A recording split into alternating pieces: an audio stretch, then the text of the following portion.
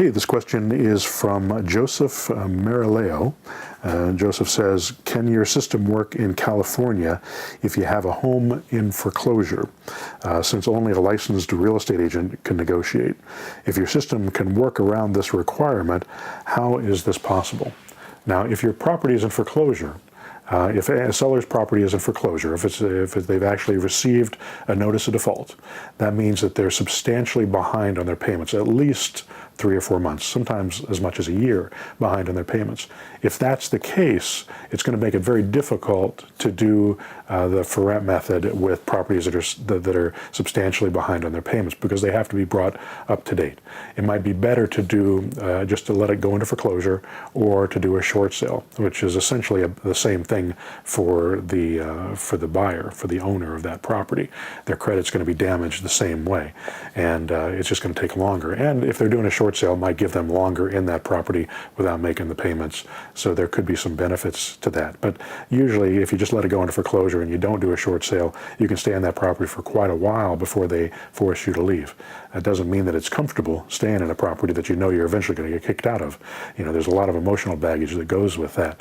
But if you're just trying to rebuild, sometimes staying in that property is actually a benefit to the banker, because you living in that property is better than it being vacant and vandalized and then losing their insurance policy and all those other things that are going to happen when you're not there.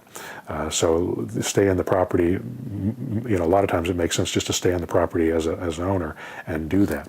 So you're not going to be working with those types of deals.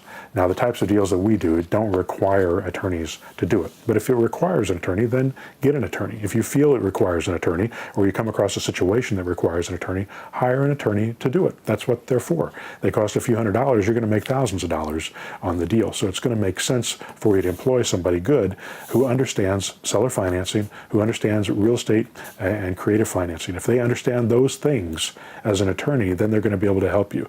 If you ask them, do you understand what it means, what taking a property subject to the existing loan means? And ask them if they understand what a subject to deal is.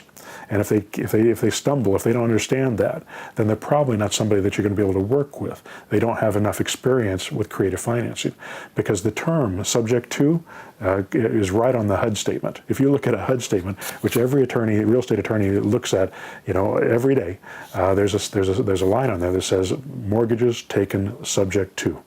And which is how we do subject to loans. It's different than the for rent method. But if you have an attorney that understands subject to, then they'll understand some of the other creative financing processes that we use, land contracts, those types of things, and lease options. So that's the kind of attorney you need to find in order to ask and have them work with you. Hope that makes sense. All right, good luck.